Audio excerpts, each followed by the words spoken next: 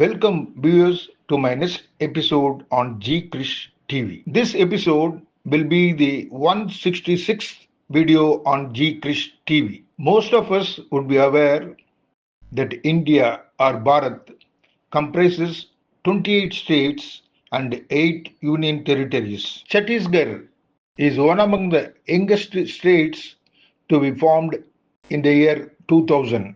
A heavily forested state located in central part of India is famous for temples and waterfalls. Raipur is the capital city of Chhattisgarh. G Krish TV is happy to highlight Chhattisgarh, a very important state in central part of India. Ayodhya is a very sacred place as it is the birthplace of Lord Rama. Still a more holy place to everyone, including Lord Rama, will be a place called Chandkuri in Chhattisgarh. In this episode, Dr. Anuradha Dubey, a public relation officer of Chhattisgarh Tourism Board, in an interview with G Krish TV, eloquently highlights the uniqueness of Chhattisgarh and why every tourist must visit Chhattisgarh, where ancient, famous, holy temples and scenic waterfalls, besides dense forests, are located. Dr. Anuradha Dubey has answered beautifully with vivid details in Hindi. Short subtitles in key segments of her replies are displayed in this video in both English and Tamil. Please find time to watch this interesting episode to know about Chandkuri, Chitrakoot waterfalls, and other important tourist locations of Chhattisgarh. Thank you. அன்பு G Chris TV நேயர்களே அனைவருக்கும் வணக்கம். உங்களை எனது 166வது காணொளியை காண அன்புடன் அழைக்கின்றேன். இக்காணொளியில் இந்தியாவின் 10வது பெரிய மாநிலமான சத்தீஸ்கர் மாநிலத்தை பற்றி அறிவோம். இம்மாநிலம் உருவாக்கப்பட்ட நாள் நவம்பர் 1 தேதி வருடம் 2000. இக்காணொளியில் ஜி கிறிஸ் டிவி நேயர்களுக்காக சத்தீஸ்கர் மாநிலத்தின் சுற்றுலா துறையின் மக்கள் தொடர்பு அதிகாரி டாக்டர் அனுராதா துபே சத்தீஸ்கர் மாநிலத்தின் மிக முக்கிய புண்ணிய ஸ்தலங்கள் மற்றும் பிரபல சுற்றுலா தலங்களை பற்றிய தகவல்களை இந்தியில் அழகாக எடுத்துரைத்துள்ளார். டாக்டர் அனுராதா துபே பதிலளித்த உரையாடல்களின் மிக முக்கிய அம்சங்களை தமிழிலும் ஆங்கிலத்திலும் சிறு சிறு தலைப்புகளாக காண்பிக்கப்படுகிறது. வாருங்கள் நேயர்களே, இக்காணொளியை காண்போம். வாரீர். நன்றி.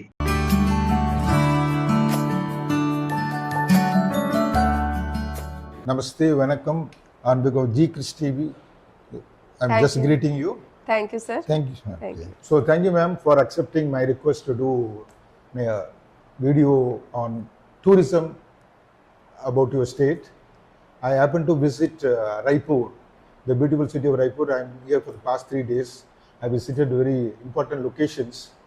I mean, it requires at least more than 7 days to visit Raipur alone, leave alone Chhattisgarh. And I understand that is one of the youngest states in India. Yes. That was formed. So I'll be happy to know more about Raipur, Chhattisgarh. So on behalf of G Krish TV, I welcome you and Thank say you, Namaste as well as Vanakkam since from Chennai. Thank you. Yeah. Start the interview. Of course, you are Dr. Anuradha Dubey, Public Relation Officer, Tourism Department of Government of Chhattisgarh. Yes, sir. So before becoming a PRO, what was your younger days and finally stepped into this very important role? जय जोहार and वड़क्कम friends. जी Krish TV ने मुझे ये मौका दिया आप सभी को छत्तीसगढ़ और रायपुर राजधानी के बारे में बताने के लिए. इसके लिए सर आपका बहुत बहुत शुक्रिया. साथियों, पीआरओ की पोस्ट में आने के पहले मुझे बहुत ज़्यादा रुचि थी छत्तीसगढ़ के बारे में जानने के लिए, और चूंकि मैं छत्तीसगढ़ से बिलोंग करती हूँ, ये मेरी मातृभूमि है, तो छत्तीसगढ़ के बारे में जानना, समझना और आप सभी को बताना ये मेरा फ़र्ज़ है, कर्तव्य है।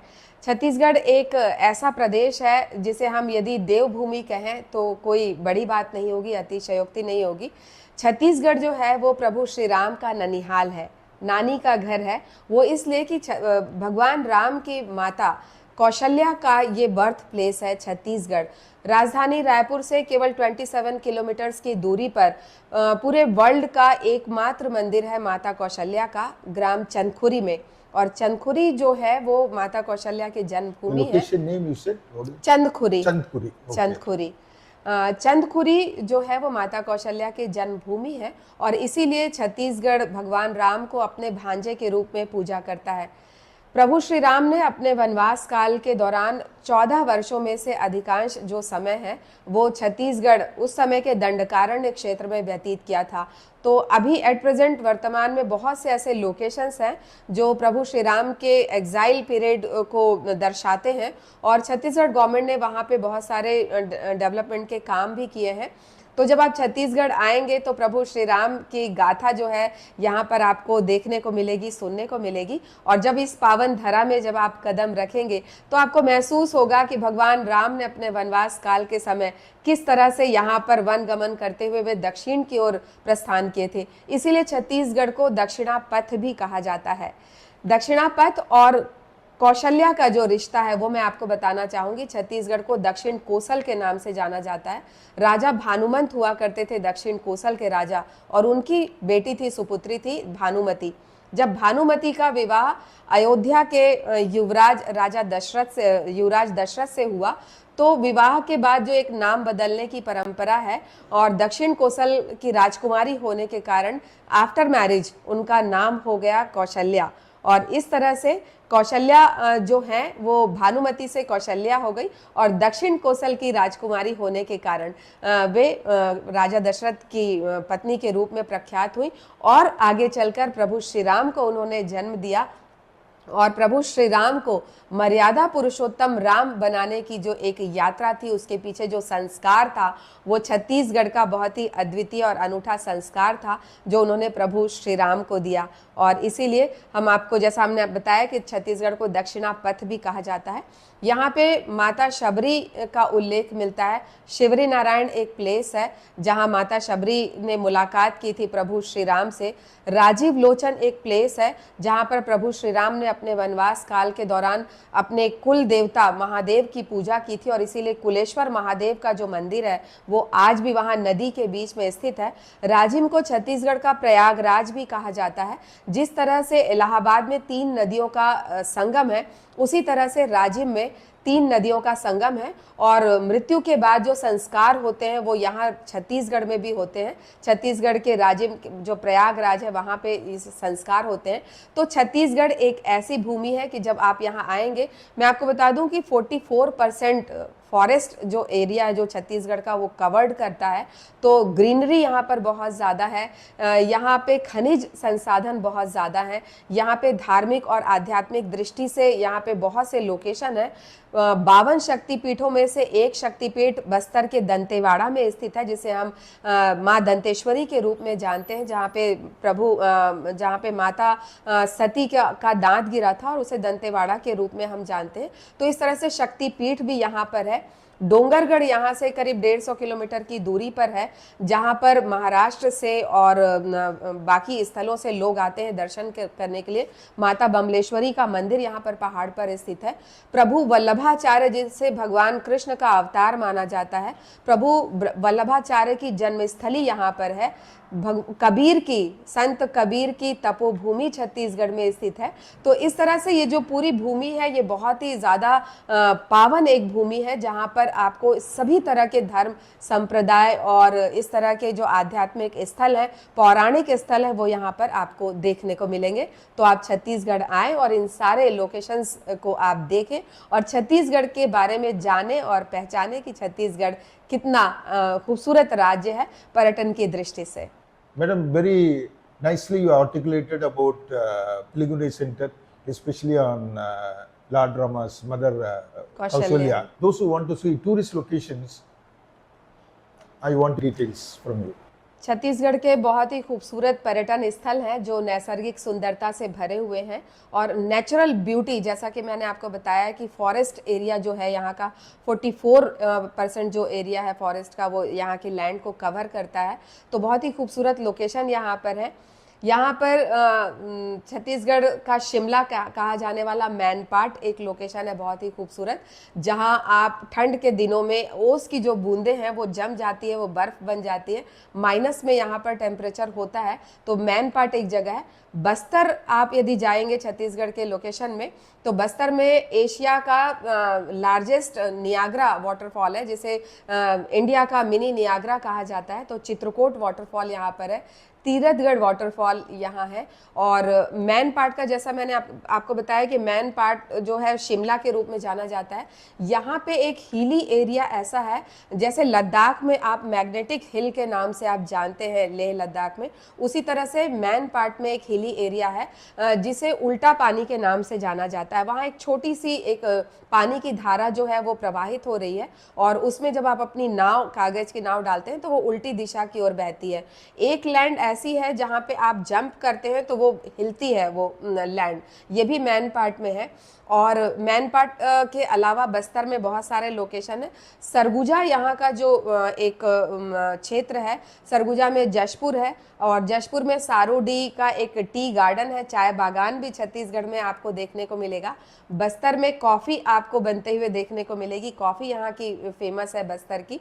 और सरगुजा अंचल में ही जैसा मैं पिलग्रिम सेंटर्स की बात कर रही थी, लोकेशंस की बात कर रही थी, पहाड़ के ऊपर कुदरगढ़ देवी का मंदिर है, रतनपुर महामाया मंदिर यहाँ पर है। यहाँ पर 5 शक्तिपीठ भी जो है, जैसे दंतेवाड़ा के अलावा छत्तीसगढ़ के जो 5 शक्तिपीठ है उसमें सूरजपुर का कुदरगढ़ का देवी मंदिर है, रतनपुर का महामाया मंदिर है, रायगढ़ का चंद्रहासिनी देवी का मंदिर है, डोंगरगढ़ का माँ बमलेश्वरी मंदिर यहाँ पर है। तो इस तरह से छत्तीसगढ़ के 5 शक्तिपीठ यहाँ पर हैं। इसके अलावा बहुत ही खूबसूरत आपको चिल्पी यहाँ पे एक हिली एरिया दिखेगा और जो सरोदा दादर, बहुत से छत्तीसगढ़ टूरिज्म बोर्ड के द्वारा जो रिजॉर्ट्स बनाए गए हैं वो बहुत ही खूबसूरत लोकेशन पर बनाए गए हैं। तो जब भी आप छत्तीसगढ़ आएंगे तो इन खूबसूरत लोकेशन को आप देखेंगे।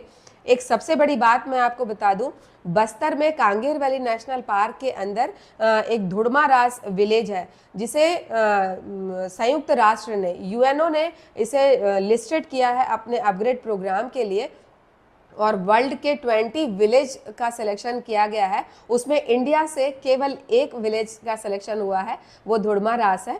और सेंट्रल गवर्नमेंट ने अभी वर्ल्ड टूरिज्म डे 27 सितंबर को धुड़मा रास को और चित्रकोट जो लोकेशन है उसको फर्स्ट प्राइज दिया है, बेस्ट टूरिज्म विलेज के रूप में उसे प्राइज दिया गया है। तो इस तरह से बहुत ही खूबसूरत लोकेशन हमारे यहाँ पर स्थित है जिसे देखने के लिए आप इन्वाइटेड हैं।